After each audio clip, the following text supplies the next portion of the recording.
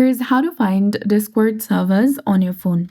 So go ahead, open your Discord application on your mobile device and log into your account. So here I'll show you how to find and join new servers on Discord. So sometimes you might want to explore new Discord servers. So to start, open the side panel and then select the plus icon from the bottom, which is for joining a server. However, this option requires an invite link. To find servers without the invite link, you need to exit the Discord application and open a web browser. Now search for Discord Discover or Discord servers.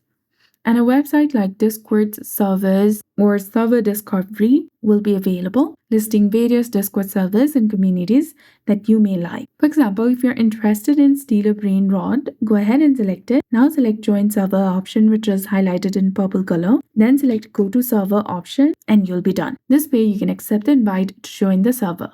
So that's it. I hope you found this video helpful. If you did, please like, share, and subscribe.